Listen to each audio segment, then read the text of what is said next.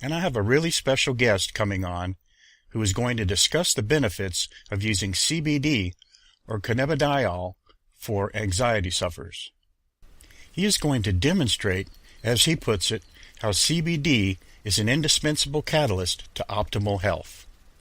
By describing the scientific research that is going on around the world on the benefits of CBD, how it interacts with the entire human body, and why its use is so important.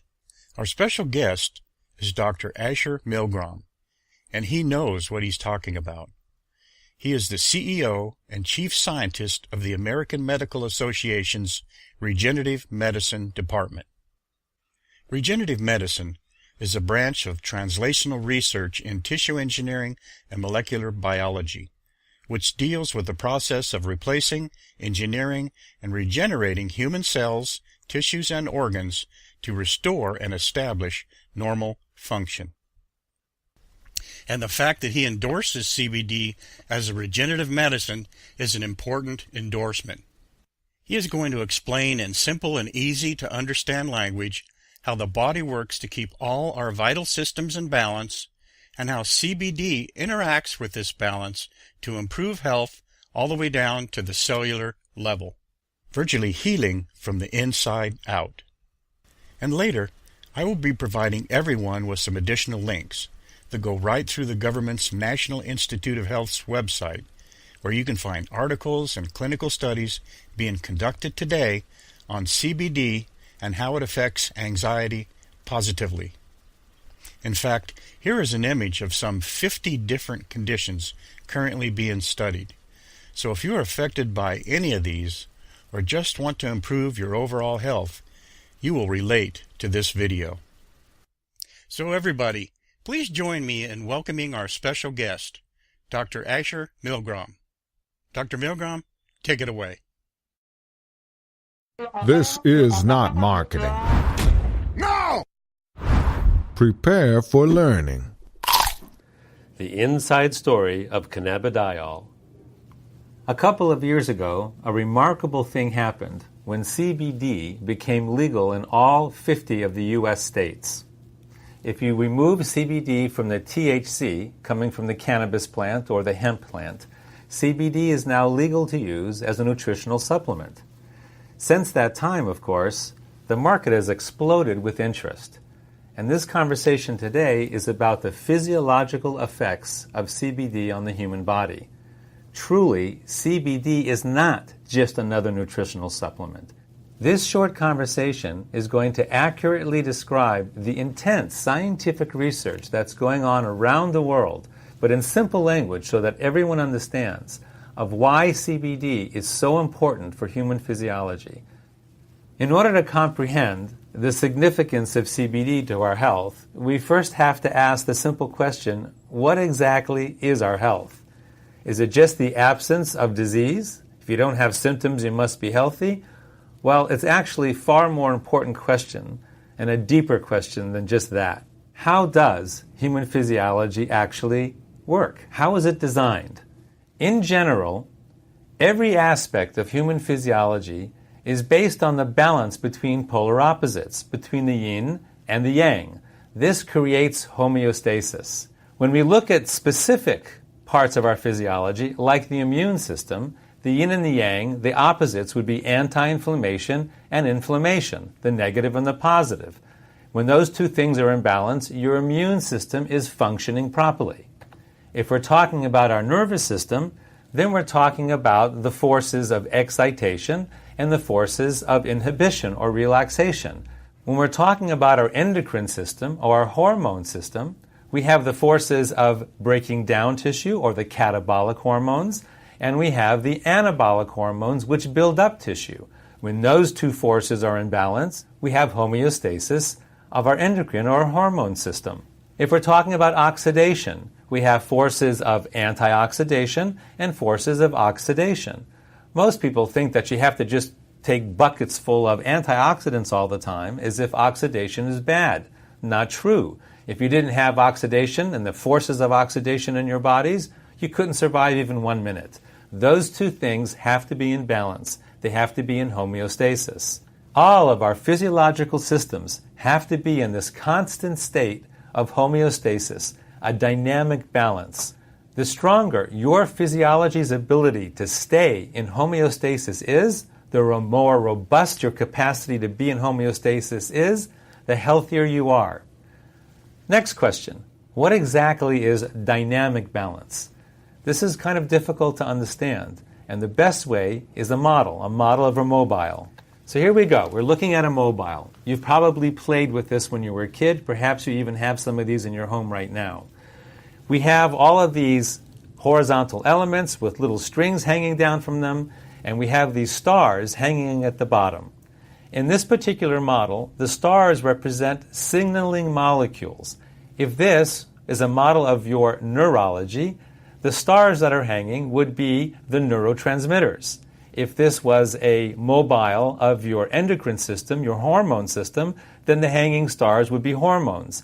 And if this was your immune system, the hanging stars would be cytokines or lymphokines. These are the signaling molecules that make your immune system work. Now, what makes this a dynamic balance is, as you know, if you change anything in this mobile, it affects everything in this mobile. Let's say, for example, that the star down here at the bottom, that's now big and swollen and red, gets weighted down as if you took a paper clip or some weight and attached it to the mobile hanging in your home. That star is going to pull down and everything in the mobile is going to shift. You can't change any one element without affecting every element in a mobile. What's interesting, however, is that initially the mobile is going to go through these oscillations where things are bouncing up and down and shifting up and down until the oscillations slowly quiet and the mobile finds a new point of homeostasis, a new point of balance. Now, everything is shifted in the mobile. The stars are all in different locations now, and many of the sticks are no longer horizontal. They're kind of twisted at one angle or another. But our physiologies are so smart that they will find a new point of balance. During the shifting and the oscillation is when you feel sick, when you have symptoms. But our body, our physiology will compensate, and the new balance will be found, and you can continue to function. Now, let me explain how modern medicine with pharmaceutical drugs interacts with this system. Let's say you have another one of these stars, another one of these elements that goes a little bit haywire. This star over here on the left. So you're feeling lousy and you go to the doctor, and the doctor does some kind of test and decides, okay, we need to give you a drug.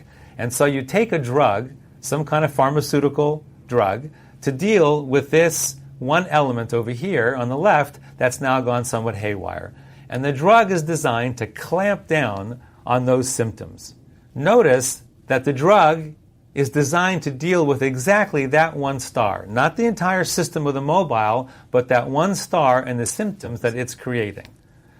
However, we know that pharmaceutical drugs have many, many unintended side effects. And so, because of the drug you're taking now, another star goes haywire, and you have more symptoms, and now you have to take a drug to counteract the symptoms from the first drug. And so you clamp down on that star as well. And then a third one goes haywire. And so you clamp down on that one as well. And let's say now you seem to be stable, you seem to be functioning, and everything is copacetic. Well, is it really? Everything seems to be stable here because the mobile isn't shifting anymore, but let's take a closer look at your system. This is what's actually happening. You now have all sorts of artificial weights attached to your physiology, to your mobile. You can see that your physiology is under a lot of stress. The weight of all these different drugs and these overexpressed stars are pulling down heavily on this mobile, and you can see that some of those bars are now bent because they're under so much tension. One more little thing going wrong with your physiology, perhaps it's something as simple as a cold or a little virus, or some kind of drug interaction that you didn't anticipate, and now something breaks. This system is under so much tension and so much stress that the oscillations would be huge, and you might find yourself in the ICU under life support. So, in a nutshell, pharmaceutical drugs work at the level of the symptoms, not the systems, which causes enormous strain on your human physiology. So I've showed you this in order to point out, to highlight the differences between how pharmaceutical drugs work at the level of the stars and how CBD works. CBD, instead of working at the level of the stars, works at the level of the system of balance, at the nexus of balance. That would be in these crystalline green orbs where the string attaches to the stick. That's where the system knows if it's in balance or out of balance. It can't tell what's happening at the level of the star, but it knows what's happening right there in that green crystalline orb where balance is maintained and established. So in the model that we are using, the mobile, to highlight how our physiology works, that's where CBD works. Now, in our actual physiology, where does CBD work? Let's take a closer look. Here we go. We're going to travel into our physiology, right into our central nervous system. And we're going to see at the level of individual cells that the cell surface is covered with these green receptors. These are receptors for CBD. And when the CBD binds to that receptor, it sends a message into the cell, which travels all the way down into the nucleus of the cell, where the intelligence of our entire physiology is contained within our chromosomes. So here a chromosome is going to unwind, and you're going to see the actual DNA that contains the codes for everything that our body does. This is like the software that runs our physiology. Genes are the codes for every protein that our bodies make, including all the signaling molecules that run our physiology, such as our neurotransmitters that run our nervous system, our hormones that run our endocrine system, and our cytokines that run our immune system. So imagine, for instance, that these are cells in your pancreas making insulin. This is happening in 1 million cells, let's say, all producing huge amounts of insulin to keep your blood sugars in proper balance. Again, your insulin is a hormone, which is a protein. So we see, out our physiology, we have receptors specifically designed to bind with CBD, and CBD has its effect on the nucleus of our cells where proteins are being made. So which proteins are being made from the influence of CBD? CBD modulates the transcriptions of over 1,100 genes that make the signaling molecules that naturally reduce inflammation in our central nervous system and throughout our immune system, restoring homeostasis to both our immune and to our central nervous systems. So as you can see on the left side of the slide, CBD upregulates the genes that create anti-inflammatory biochemicals for our immune system and upregulates the GABA system in our central nervous system, which brings calmness to our central nervous system. And on the right side of the slide, we can see that CBD downregulates the genes that create the inflammatory biochemicals in our immune system, and also downregulates the glutamate system in our central nervous system, which causes overexcitation. So now, let's go back to the model of our physiology and see how CBD affects it. We go back to our one star that's out of whack, and now we introduce CBD, and voila! We see a cascade going through all the points of balance in our system, and the mobile comes back to homeostasis, to its original, stable, beautiful balance. Now, our physiological systems are far more complex than the simple mobile that I've been showing you here with only 12 stars. For instance, our immune system has 350 different signaling molecules on it. So it's an enormous mobile, which also explains why there's so many unintended drug interactions. Because if you affect any one of those little stars, it's going to shift all 350 of those other stars. And who could possibly figure that out? So in fact, here's what our immune system actually looks like. And of course, when you introduce CBD to our amazingly complex physiology, in the immune system, the cascade of homeostasis trickles down through all 350 of those stars. It's a beautiful thing.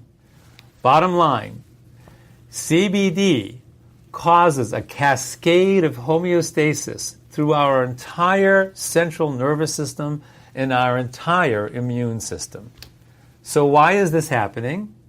Because, as I mentioned before, we have receptors in our physiology for CBD. This is called the endocannabinoid system. Back in medical school, we didn't even know about the endocannabinoid system. It was only discovered in the 1990s by Dr. Raphael Mechoulam from the Hebrew University in Israel, where an amazing amount of incredible biomedical technology and innovations are coming from that tiny little country. So the endocannabinoid system is a network of cells throughout our body that have receptors for CBD. In fact, there are more receptors for CBD in our body than any other kind of receptor. So the endocannabinoid system is truly the largest network of its kind throughout our entire physiology. Among other things, Dr. Mechoulam also discovered that we make our own cannabinoids in our body. This is anandamide and 2-AG. Anandamide is something that we create when we're meditating, hence it's called the bliss molecule. And 2-AG, as well as anandamide, are released in mother's milk when a child is breastfeeding. So no wonder that child is so calm and happy when they're breastfeeding. Those two compounds are also associated with a runner's high. You know, that point when you're running and suddenly you're in bliss, you kind of break through the wall and now you just feel wonderful. Those two are the natural cannabinoids that our own bodies make and bind to our CBD receptors.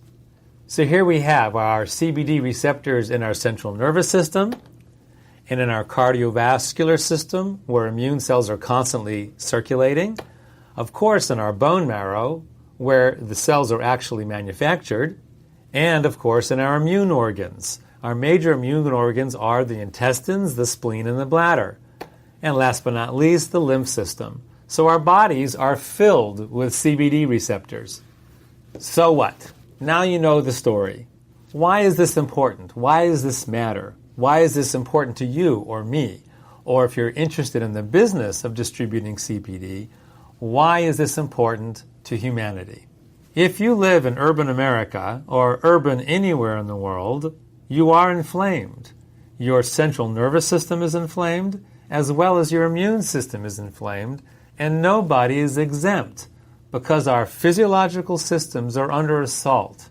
Assault from environmental toxins such as herbicides, insecticides, and heavy metals, chronic biological infections such as bacteria, viruses, fungus, and molds, and last but not least, our inflammatory diets, which are very poor, usually way too much sugar, which causes leaky gut, an inflamed gut that allows certain bacterial infestations to occur that gets into our blood, into our systems.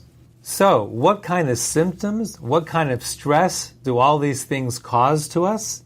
If your immune system is inflamed, you might be suffering from autoimmune diseases like rheumatoid arthritis, inflamed bowel disease, lupus and thyroid, or fibromyalgia, or even MS, and your skin, psoriasis and eczema, and all sorts of other chronic infections. Do you realize many of these things didn't even exist 100 or 150 years ago?